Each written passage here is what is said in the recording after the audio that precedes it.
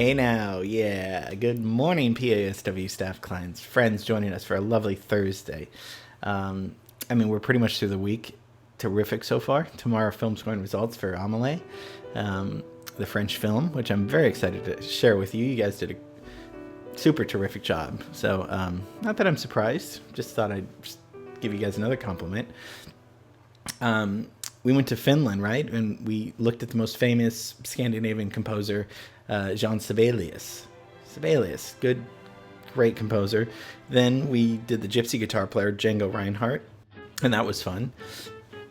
A little homesick, so I think we should make our way via Google Maps to a building that's still there, and just have a fun, easy time today. We're gonna look at the very beautiful Bullocks, Wilshire.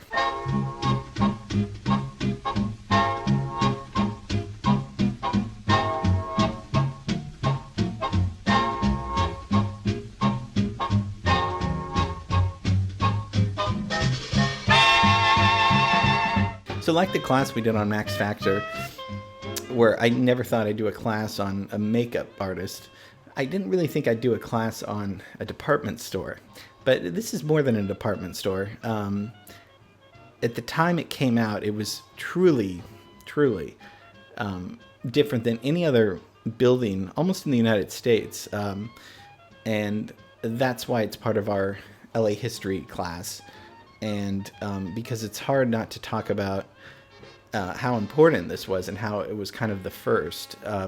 Bullocks Wilshire is at 3050 Wilshire Boulevard in Koreatown. It wasn't called that back then. And it opens in 1929. Okay, so let's look at our building timeline. Yes, I have a different color timeline because the free trials run out on the other ones, but we don't need to go into that. But if you take a look, so it's pretty much the same year after City Hall is out. I keep going back to, but look, the Ambassador was there so, like, really before any other building. So that's kind of interesting to think about. So it's the Ambassador, then the Hollywood sign, and then the Egyptian Theater.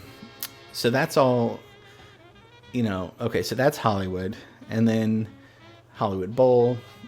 So we're seeing all these things, but and then the observatory, which we did last week, which is 1935, which was, to me, a little bit later. It seems a little bit later because the late 20s is when buildings are really starting to come about. And if you remember, City Hall was, the tallest building in California for a long time. Same architects though as City Hall, the father and son duo, John and Donald Parkinson, and they did Grand Central Market, they did the Memorial Coliseum, and like I said, they did City Hall, father and son architects.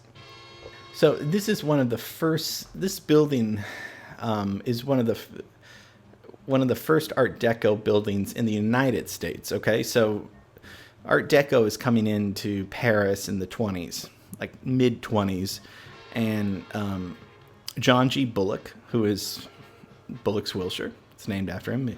The first department store was downtown because everything was downtown in the 20s. All of commerce, everything, Hollywood was just beginning, but Hollywood was miles and miles away. But downtown with City Hall, that's where everything was going on. So he had a little store, Bullock had a little store, but he goes to Paris with one of the Parkinsons. I don't know if it was the father or son. They go to Paris, they take a look at this Art Deco thing, and then he comes back and decides, okay, I'm going to build another, I'm going to expand my department store, and I'm going to go west.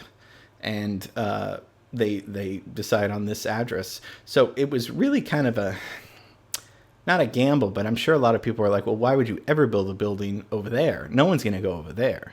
Everyone's downtown. Everyone's, business is going on. Hollywood's kind of random. No one's in Beverly Hills yet. Very few people. And, why would you, well, why? And the answer is, well, why? Because people are starting to do these things. They're starting to drive cars, right?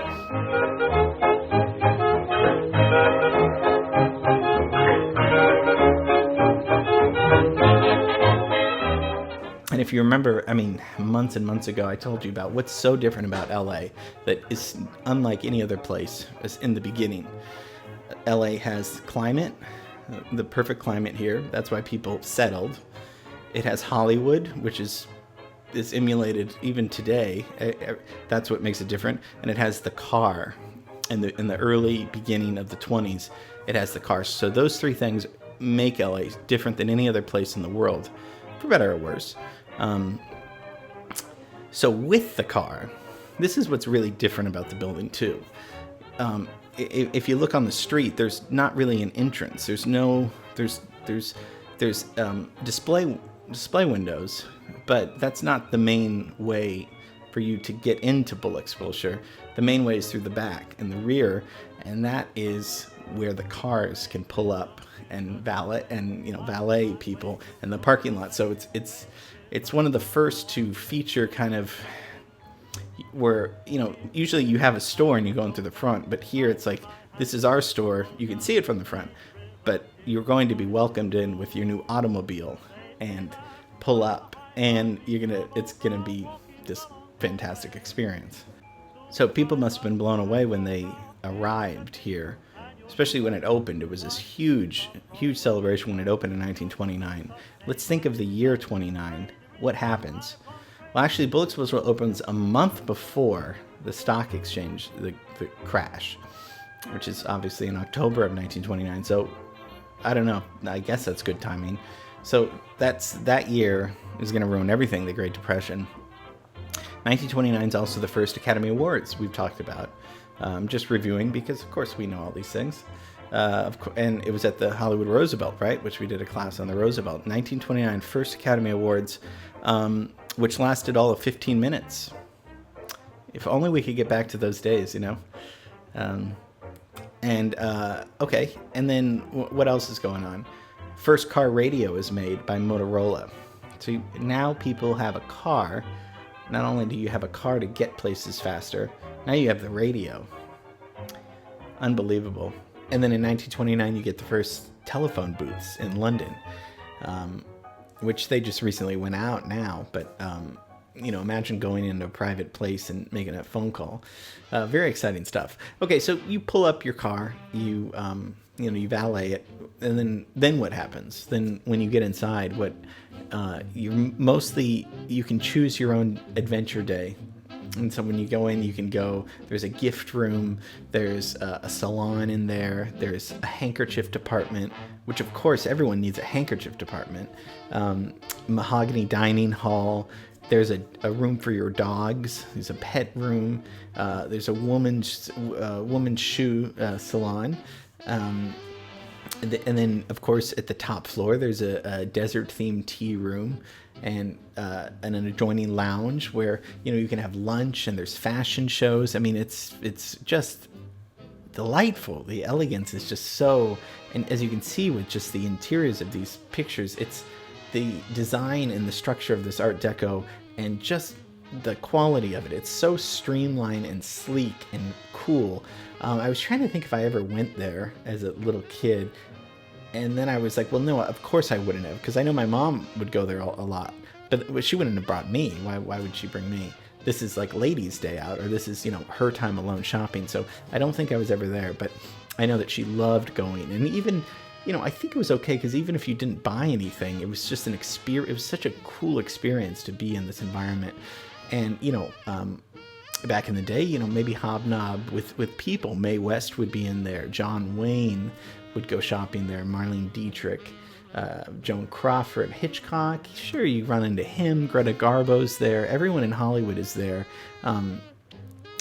Walt Disney's there, and Clark Gable. And then if you need help, Angela Lansbury's there to help you, because she worked there along with Patricia Nixon, the First Lady. She had her, one of her first jobs there. It was just a great experience. They still do, I think, tours, and you can still have tea there. Obviously not during COVID, but I mean, you know what I'm saying. So of course it declined a little bit in the 80s, and then by the 90s, when the riots came in, they actually really looted that store and broke in and shattered a lot of the display cases at Bullocks Wilshire, unfortunately. So that's really too bad. And then it converted in 1990 to I. Magnin, the San Francisco-based luxury store. and then Macy's acquired it in '95, but it closed, and along with a lot of other shopping department stores, of course. But the Southwestern Law School luckily picked it up, and that's where. So you have to be a lawyer in order to get into the building now. No, I think you can sneak in, but I don't know. But I know that they have taken over it, and actually I think they restored the building to the 1929 the state of it. I mean, I think they upped it and restored a lot, so which is fantastic. And it's a historic monument, cultural monument for LA, so it can't be destroyed. So go by and take a look at it and see it, and it's such a cool. It seems like times were so great back then. Maybe they're great now too. I don't know. It's always better in hindsight. Things are always better in hindsight, but then right now we're making history today. So hope you enjoyed this class. I thought it would be a little fun to go down Wilshire Boulevard, and so tomorrow, of course, is film scoring results. That's going to be great. I'll be here for you tomorrow. I hope you enjoyed this class, and it's always good to learn a lot. And I miss you. I love you. If I wasn't here, I wouldn't be here if I didn't love you. So have a great rest of the day, and I'll see you tomorrow.